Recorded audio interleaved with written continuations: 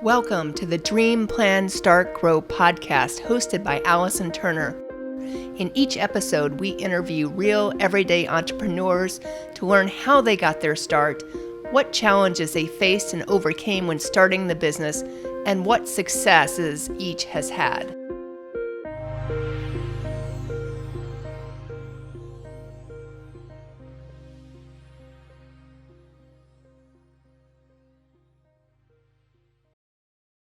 Welcome to the Dream, Plan, Start, Grow podcast, where we learn from everyday entrepreneurs about how they got their start. Today, we are speaking with Michele Weintraub. She owns two companies, Infinity Title, as well as Nationwide Mobile Closings. And how did you get into title to begin with? So I began working when I was at TJ Maxx. I was pregnant and I had my son and I never saw my son. So my aunt sent my resume to Toll Brothers and I began as a receptionist at Toll Brothers and I worked my way up into their title company after 2 years. So from 2002 to 2008, I was pre-processor, processor, closer, branch manager by 2008. Wow. It's a lot of different jobs. So you kind of know every piece of the soup to nuts. The toll, I think that's the title, best. the title company. Correct. That's great. Mm-hmm. And then in 2008, you started the first business, the Nationwide Mobile Closings. Correct. And how did that happen? So Toll Brothers, the title company is called Westminster Title, and Westminster Title actually had to lay everyone off. But in November, and then the following Monday, Chicago Title hired me for the same job. And then after 6 months or so, Chicago Title figured out they weren't making the money they thought they were going to make, and they wanted to lay me off as well. So I was driving to Naples to hand over my equipment, and as I'm driving, I'm like, how am I going to make money? So I sat down with the vice president as she's laying me off, and I said, well, how about if I process your files and close your files, but I'll do for a flat fee. And she said, oh, we can do that. So I put everything back in my car. I drove home and mobile closing started in June of 2008. All the other title companies were laying off their title professionals as well. So those were my first closers. And then as title agencies were speaking to me, they would ask me, oh, do you have someone in New York? Do you have someone in California? And I would say no, but I will vet someone. And that's how it grew. In 2012, my website was able to keep a database. So now, today, people can go online to nationwidemobileclosings.com and register with us. And about 1 to 5 people a week register with us throughout the country. Wow. That's great. Yeah. And as a reminder to our audience, obviously in 2008 was the major real estate crash. And I think it happened all over the country, and I don't know about the world, but we're in Florida, and in Florida, it really took a major hit. And so everything went down. Correct. Foreclosures went into full force. And obviously real estate was probably the hardest hit of everything. Correct. During that time. So it sounds like you took like a really, not a positive situation and turned around and made it into a Correct. great situation for yourself. Right. And proud to say we'll be, the 14 years in June. So excellent. Yeah. Now, do you service anywhere outside the United States, or it's just in the United States at this point? I only help in the United States. I help point the way for different countries and whatnot, just in case, because some people are on the misconception that you need a U.S. embassy or consulate to notarize your documents. And that's not true. So being the title background, I do help my clients and point them and how to get a notary in different countries. Okay. And with that business, it kind of sounds like it runs itself to some degree. Correct. I hope to have that business after I retire. I mean, I am a Florida title license agent. I make sure whoever hires me knows that I have a title company. It's to their benefit, because if there's a problem at the table, I get the call versus the closer who's pulling out her hair and can't stop because she's already on a different file. Right, right. No, that's interesting. Because I know you also then, after you started that company, and then you started working for another title company. Correct. As well. So you kind of had the quote unquote full-time job over here, plus the business that you had started over here that Correct. you were managing. And you know, with COVID, no one knew what would happen. But with COVID, mobile closings quadrupled last year going into this year because I was already set for it. And you know, the only difference was the Boca office of Jane Doe Title, they were hiring me for New Jersey. Well, they were also hiring us to go down the street because they were all working from home. So, yeah, again, a negative into a positive. That's great. That's great. And then your second company, Infinity Title, I know you just celebrated its 5th year anniversary. Correct. So 5 years. Actually, the first year I opened it by myself with a person on the West Coast. And that business plan benefited that person much more than it benefited me. So I had to regroup. I met attorney Thomas Riley. And from that, we have been quite successful. I like to say we have 3 offices. So I work out of the Boca office. He is in West Palm Beach. And then I have a sister title agency that he owns, which is Benchmark Title. So we pretty much cover Palm Beach County. But again, a title company can cover the whole state. And we're able to do that because of nationwide mobile closings. So that's great. Now, how does that fit with, I know you have 2 kids. Now they're both over 18, you know, and kind of out of the house, you know, at least in college and kind of moving towards what they want to do. But how has, you know, working for yourself through this process and helped with raising the kids? I take pride in the fact that both children are excelling in their school, but they both have jobs. Wow. And it's not, I never asked them to get a job.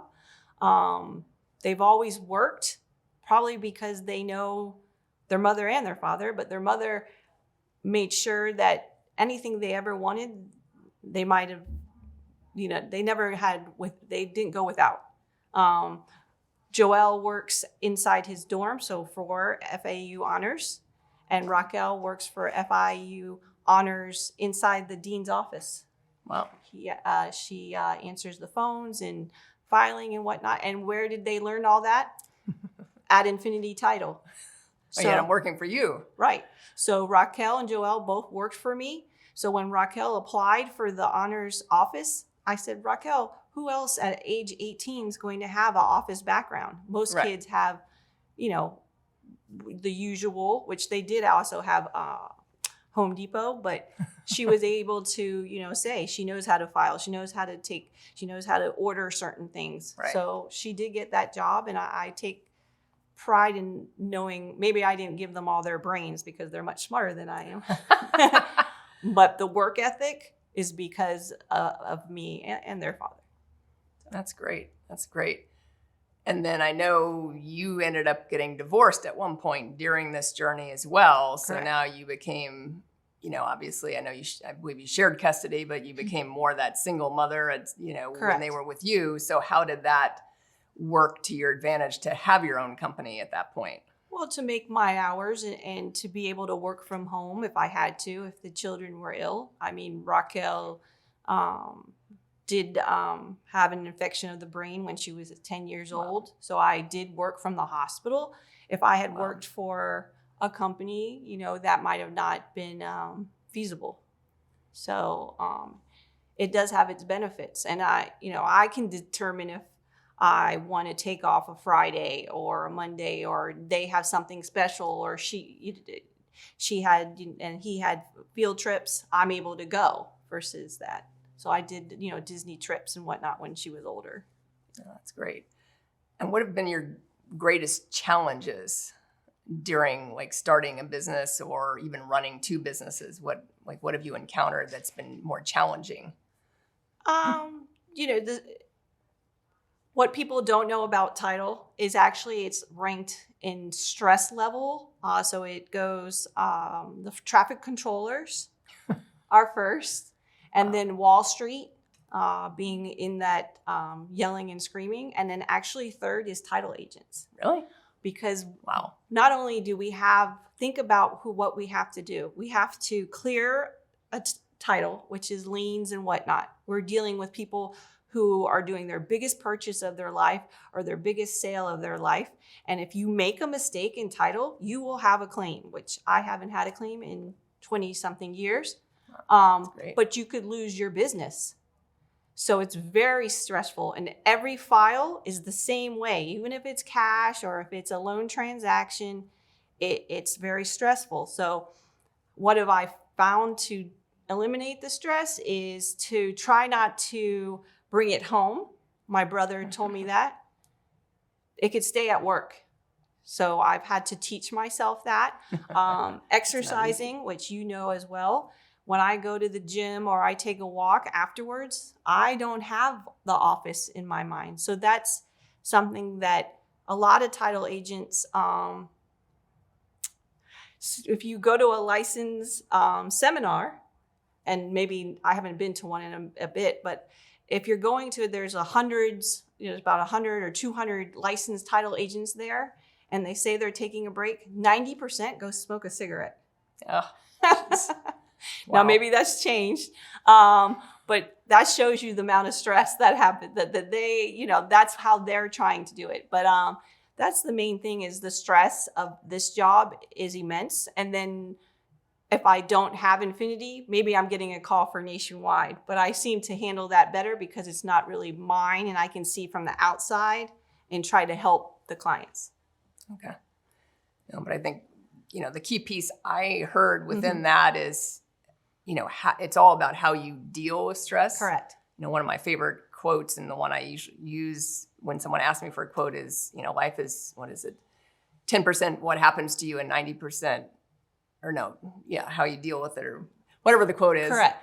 And, it's always, you always have a choice. So even when you come across a Correct. Stressful situation, it's like you have this fork in the road. Okay, I had a rough day. I can go to happy hour. I can go to the gym, I can go home, watch TV, I can, go to have a massage, you can do bunches of different things that will help, what you see as alleviate the stress. Correct. You have to make that choice. And it sounds like you've made some positive choices of, kind of leaving the issues at work, but I know in real estate, at least I know with real estate, it's a 24/7 job. I mean, I know realtors that, I've been out with, and they're like, I got to take this call. Right. And that's one of my sales. Right. That's what I sell to them, is that on Saturday and Sunday, they know that I'm going to answer the call, or I'm going to answer a text, or I'm going to do a quote for them. The realtor and even the loan officers don't work 9 to 5. And so as a title agent, and someone who has a background in sales, I know that to earn the client and to keep the client, you have to work the way they do. So I do that. Yeah. No, and I think that's, to some degree have to do that, especially in that industry. It's harder to set kind of boundaries around it. It's not, in my marketing company, I can set some boundaries. So unless your website's down, then call me. But if it's something that you need, if it's an emergency, call me. But if it's not an emergency, then, it can go to, I'll deal with it on Monday. Just send me an email or give me a call Monday morning. Right. And that's when. And I've learned that, if I'm going to take off a week to be with the kids, like we're planning Disney. So a month ahead, I have in my signature line, do not schedule a closing between this day and this day.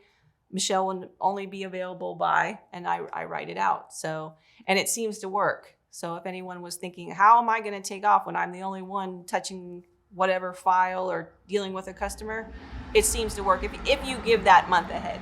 Right. I mean, it's all about training, I don't even want to use the word training the client, but it's about putting those boundaries in place. I know, I've been having some of the conversations this week with my clients about like my assistant's going on vacation in early May. And so some of that work's going to default over to me, but I've already told them, I said, I need you guys to plan, especially the ones that are like always generating stuff for us to do. I said, I need you guys to plan ahead so you're not dumping 3 or 4 things in addition to that on me during that time when she's on vacation.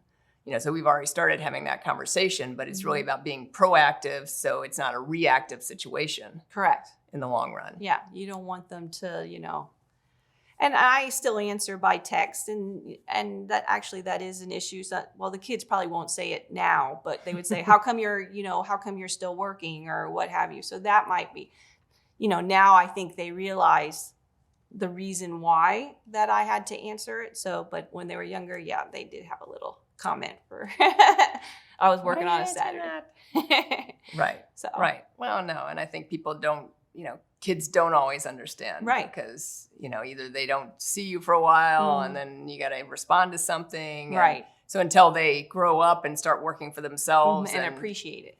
And then they're like, I understand now why you had to answer those calls. Yes. So, yeah, and I think that's key. So who has been your biggest mentor during this time? I like to say my father, business-wise, the things like starting mobile closings. My father was during the recession, and one of his former employees called him and said, I got laid off. Well, this gentleman was probably in his 50s, and he had one child already in college and one child going to college. And he sorry for the expression, but he kind of kvetched. And my father let him, go through it for about 30 minutes. And my father didn't say anything. And he said, I have only one question for you. Do you like to eat? And it caught him off guard. He's like, what are you talking about? Phil, what are you talking about? And he's like, do you like to eat? Because if you like to eat, you got to take off the horse blinders, and maybe you won't be doing finance, and you might not be doing it in New Jersey. Maybe you're going to have to go, this is, whatever, sell encyclopedias, or, it was back then. But I always remember that quote, and I'll also use one that he used for me. So I was mid-30s, and he was like, I need your expense reports for your lunches. And I'm like, well, when I take out gentlemen, usually they pay for me. And he said, Michelle, one day you're not going to be so cute. So you might want to find a good product to sell. Right? So my product of Infinity Title is I give CMA reports. I support seminars, open houses. I go beyond for a title company because I want to make sure, as I lose my looks here, that I still have the product to support me. And and he says he doesn't remember that, but he said it. Sounds like it's emblazoned on your brain. And he was right. And the way he's always worked. And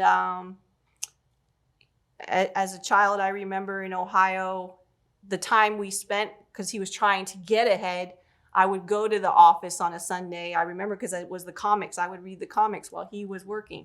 The work ethic and the always trying to be better. Like, he just got his doctorate 3 years ago from the University of London. Wow.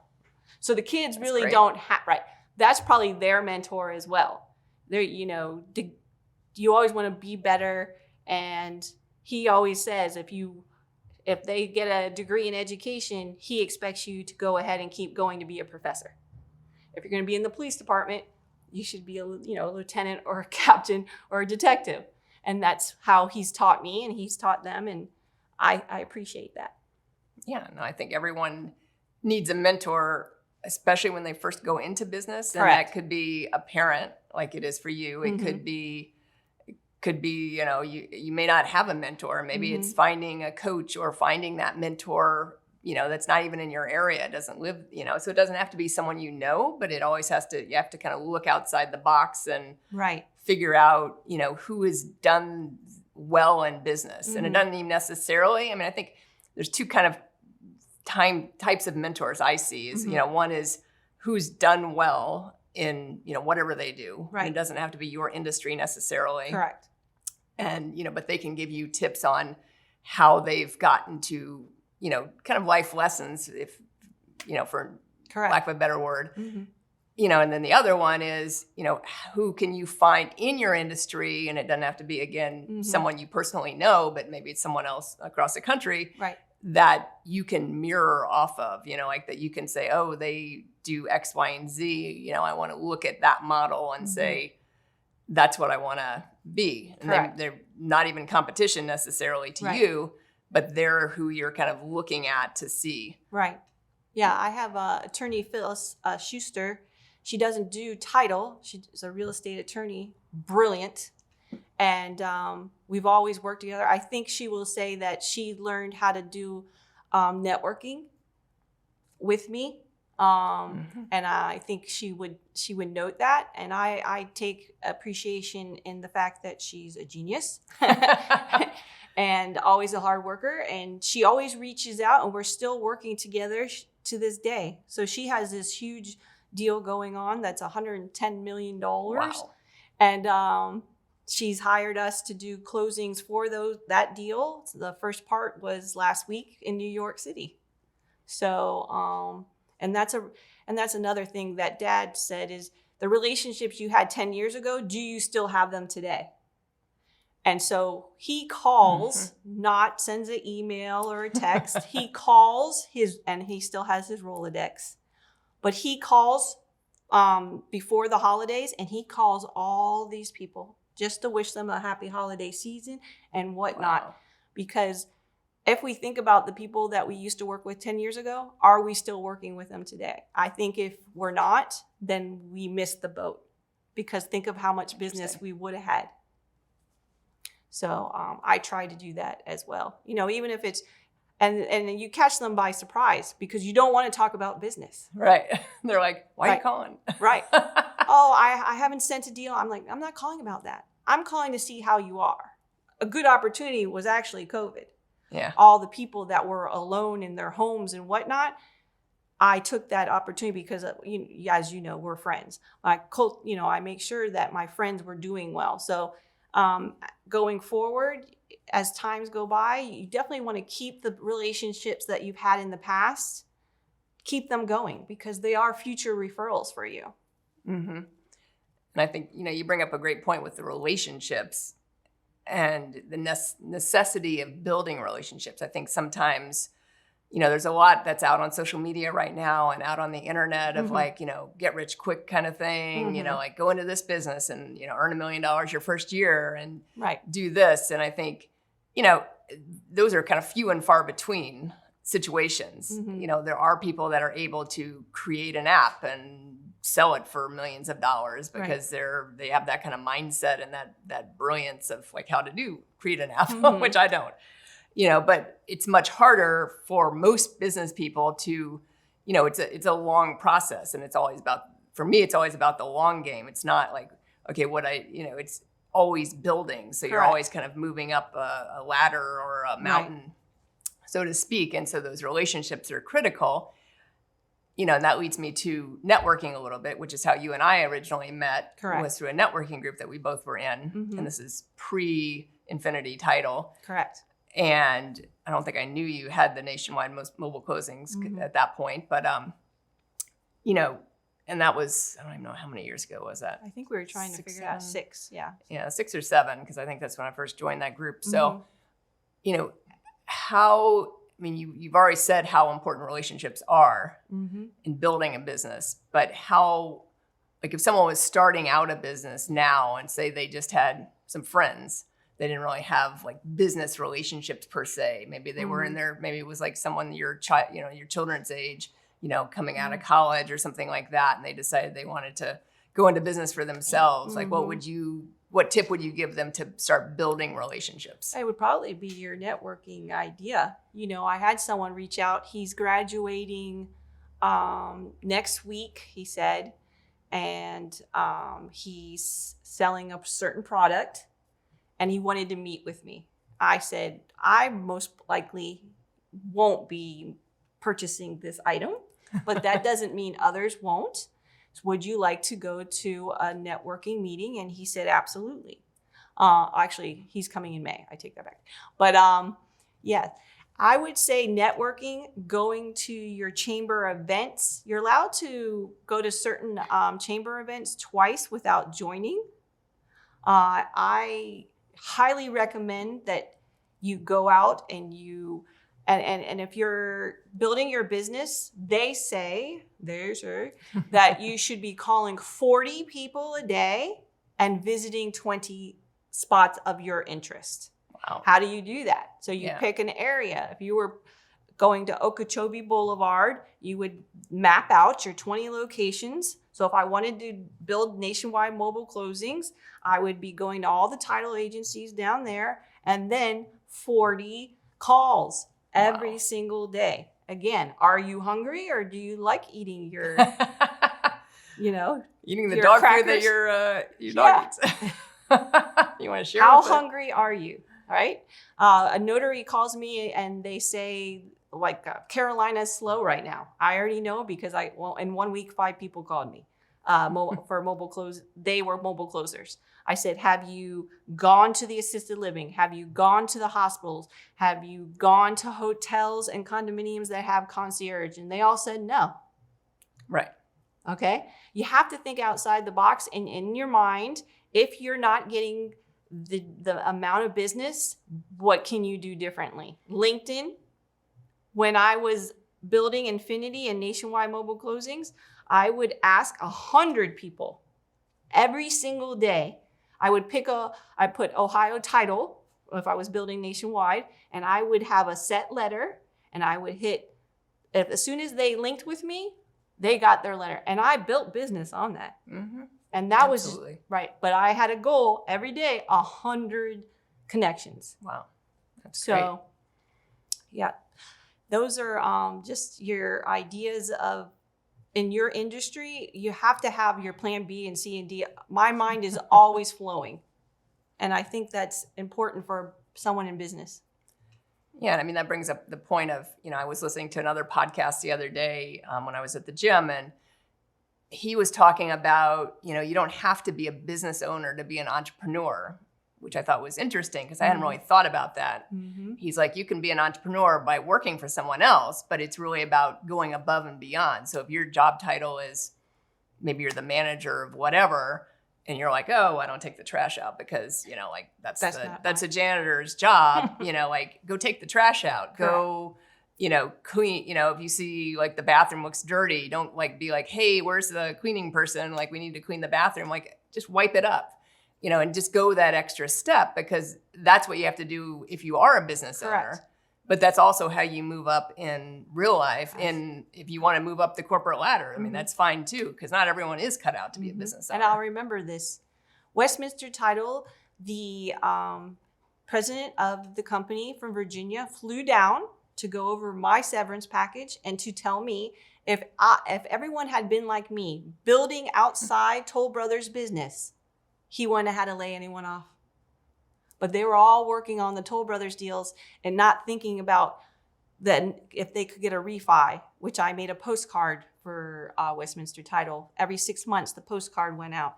So that was always in my mind as well. If you are at a company and you're just doing what they ask and not going beyond, and then the whole company has to lay everyone off, maybe Right. It was because you didn't step up. Mm-hmm. No, absolutely. And I think you said, think outside the box. And I think that's a key piece, especially in entrepreneurship, because, when COVID hit a couple of years ago, no one expected it. It came out of the blue, and all of a sudden, like, everything was shut down. Mm-hmm. Restaurants had to regroup because they were probably hit one of the hardest. Correct. Because no one could, all the local municipalities all shut everything down. And so, they thought, I know there's a restaurant bar across the street from my house, and they, Delray did allow you to do like takeout alcohol for a little bit, which is normally not the case. But, they all of a sudden like had, takeout. And then like on Sundays they had, Sunday shake day, and it was all these shakes with alcohol and everything in them. But they they had to really think outside the box to be able to survive. That's why you've seen a lot of restaurants that haven't survived the last couple of years, because they weren't able to, sustain the rent, sustain the, the costs and everything. And now you've got hiring issues on this side of things because now people are kind of rethinking what they do. Right. But I think that's a key piece is you have to keep going and you have to like figure out, okay, this happened. Now I got to shift, like which way do I have to shift next? And so you always have to have, you said plan B, C, D, and E, you have to have those eventualities. But the other thing I would caution is, know when, that goes back to the song, know when to hold them and know when to fold them kind of thing. Because, the other thing I see with entrepreneurs is they fold too quickly. So that's the flip side of it. Like, oh, they go to plan B too quickly because they don't really give plan A enough time to actually take hold. So if their passion is, I don't even know. I mean, let's just take, something I do like website design, and obviously it can be a competitive market out there, but maybe they just do website design. So they're kind of niched into that, and they go out and they start networking and whatever, so they may hit a wall at some point because it is a competitive market. But instead of keep going, and if they're really talented at what they do, then there's ways to get to people. I mean, I get phone calls for website stuff. I get people and I have it all over my profiles on LinkedIn, and I still get people like, hey, you wanted to redesign? I'm like, did you look at my profile? Like, you do see I own a marketing company, right? But, but that's what I'm saying is like, you have to kind of keep being persistent. Correct. Maybe have that amount, but in your bank account that says, if we get to this, maybe we need to switch to this. Because what else are you going to do it? You're going to do it by the money. I also want to do the flip side. And that's when you try to build your business. You're doing exactly what I said, the 20 visits and the 40 calls, and you build your business so much, but you can't handle the business. Oh, yeah. Yeah, you got to build a structure. Correct. You have to have the back office and you have to have the files to sustain the amount of work. I know for a fact there was a gentleman who was a great salesperson who started a title company. He did exactly what I said. He built the business so much, his back office couldn't hold, and he had to sell. He sold to First American, but he probably made a nice payout. But maybe that's not what his goal was. Maybe his goal was just to keep going and have. So yes, you want to build that business. This is what I tell the notaries last year when they kept taking appointments. Oh, I have 11 appointments. Okay, but are you doing the same job? Are you following up? Are you communicating? Are you dropping the packages off on time? If you're not doing the customer service, and it always comes down to that, especially in Florida, we want to, then you need to stop and maybe not take as much business. Make sure you take care of who you have in your pipeline and then grow as you hire. So that's also very important. That's why I could add more realtors and whatnot, but right now I'm the soup to nuts, and then I have hired one pre-processor. So I know what I can handle and what he can handle, and I won't let a client down because that, and you too, we take this very personally, our business. So I think that's important too, not to grow too quickly. Right. Well, and that's why, I know you and I both always look at the big picture. I mean, as a business owner, you have to look at the big picture. Correct. So you can't, the biggest challenge when you go into business, and I've been there for yourself, is you are working too much in the business instead of on the business. So you're working on the day-to-day, correct, client fulfillment, whatever that is, whatever, business you're in. And then you're not looking at the bigger picture of like, okay, I'm getting more business. And just like Michele said, oh crap, now I can't fulfill the business. Now what do I do? Right. So, and then you're being reactive instead of proactive. And so that's where you have to really look at, what's the structure, where am I going with this? What's the vision? Like, what do I want to do with it? How do I want to grow it? And really be clear. And that doesn't mean it can't change because, I know things that change, in my business all the time. But it's like, okay, here's the year and here's what I'm looking at for the year. Right. And then quarterly, I'm kind of breaking those goals into more manageable pieces, but then reevaluating at the end of each quarter and saying, like, is this where I want to be? I know you're very good at that. You're very good at that. So, I think that's the best at that part. I'm kind of the end of the year chick. But I know that you're very good at looking at what you have and whatnot. So that's something I have to work on. Yeah. No, I try to be. to me, I have to be intentional to do it. Mm-hmm. Because I get stuck working in the business too much. And Right. then I'm like, okay, I got to really like set time aside to like look at the big picture here and Right. look at where we are and where we're going and what the next steps are. And the next steps could be 6 months down the road, Right. but you always have to prepare. Like if you're trying to hire somebody, it's not like, oh, I need to hire someone and like you're going to like magically, this person's going to magically That's not- appear yeah. today, more than likely.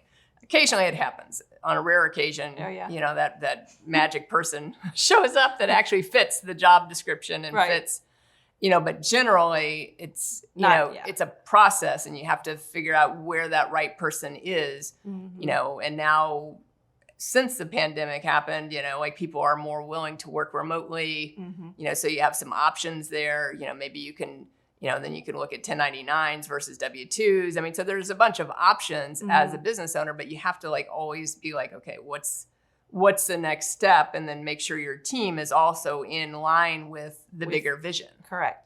Very important. Yeah. Yeah. And I can't really emphasize that enough because that's the one challenge I see, when I work with clients in the business coaching world, that's the one challenge I see is, they're working, especially if they're a startup company, you're working so much in the business because, you've gone from leaving a company where here's your job description, here's the box that you fit in basically. And now you're own the company. Right. And now, oh, wait a minute. Now I gotta do the marketing, the fulfillment, the sales. Right. I gotta clean the office. Like, if you have an office or if you're working from home, you gotta clean the house. Right. You gotta do everything. And whereas before you just did maybe the fulfillment of whatever that is, or maybe you just did the sales of whatever that is. Now you're doing everything as you grow and get enough money to hire somebody. And you have to really, determine what your passion is in that piece, Correct. like what are you the best at? And then eliminate the other, I shouldn't say eliminate the other pieces, but find someone else to do the other pieces once you're able to do that, once you have the budget to do that. Right. Totally. So, yeah. So the one other question, and I know, for me, it's a big piece of owning a business is personal development, and always, and that could be reading a book, it could be meditating, it could be, whatever it is, like how have you found that helps you? In regards to building myself? Well, because I find if you're personally more fulfilled or more in tune with Right. yourself, then that That's translates to the company Yeah, side. I'm in transition. Someone met me 5 years ago and they say, where do you see yourself? Someone did. So I would say, I want both children in college, full scholarship, and all that happened. So now I actually am in a transition where I'm trying to find my way. Find your next steps. Right, because what's in your heart? What do you want to do for yourself next? And so, yeah, I'm kind of trying to find that. Okay. Yeah. Oh, that works. And I thought the kids would be gone, by the way, and yeah, they're not. They don't leave in the sense that they still need you. I really thought, but guys are like fly. they come back. So, but I'm trying to find a way where I have new hobbies, and I would like to travel. So those are things that I'm going to have to find out about myself. Mm-hmm. No, that's great. So as we start to wrap up, if someone was starting a business right now, it doesn't have to be a title business, but any business, what would be the one piece of advice you might give them? Just expect to work more than you've ever have, and expect it. Give yourself an expectation, but expect more. This is not an easy journey. If it was, everybody would be business owners. But also be able to take rejection, take the stress, and build on it and become more hungry from it. My kids will, and they learned this from me too, is all you have to do is ask. So go for the business. And they say 13 touches to earn one client. In Florida, you could earn that client and the next day they switch. Don't take that to heart. That's just how it is in our state, in my business. I don't know, if it's all around, but just you have to keep going. And again, if you like to eat, you'll find a way. We all like to eat. So that's all I can say. No, I think that's great advice. And if anyone wanted to reach out to you, if they had any questions on Absolutely. Starting a title company or on nationwide mobile closings, What's the easiest way to? Yeah, so my cell has been with me for these 14 years. So it's 561-542-8235. I always want people to be better. And I find that not to go sidetrack, and I know you want to close up, but on Facebook, if Allison puts Gracie on a picture, 150 women particularly will like and love and cute. If Allison says, I just got this big client, 6 people, including me, will say, great, I'm so proud of you, keep it going. We can't be like that. And I don't mean to pick on the women, but sometimes we are a little green in our build up. We have to build people and make people better, because if we don't, we're going against ourselves. We won't get ahead. So, I just wanted to add that part. Sorry. No. We have to support each other. I'm here to help anyone that asks. And if I don't have the answer, just like Allison doesn't have, if she doesn't have the answer, we find the answers for you. So please reach out to either one of us. We really want you to exceed your expectations. Excellent advice. So thank you for joining us today on the Dream Plan Start Grow podcast. I appreciate it. My name is Allison Turner. I am the host as well as the founder of BatCat Media Group and Dream Plan Start Grow. If you have any questions for me, please email at success@dreamplanstartgrow.com. And we do offer a free weekly mastermind on Clubhouse right now. Currently, it's right now at Thursday at 1 p.m., but check out our website, dreamplanstartgrow.com, for the current time, depending on when you're listening to this. But we run it for 1 hour. We have a different question that we mastermind on each week, and anyone's welcome to come up on the stage and contribute, ask questions, anything like that. It's totally free. And we wish you a great rest of your day. Yes, ma'am. Thank you. Thanks for tuning in to the Dream Plan Start Grow podcast with Allison Turner.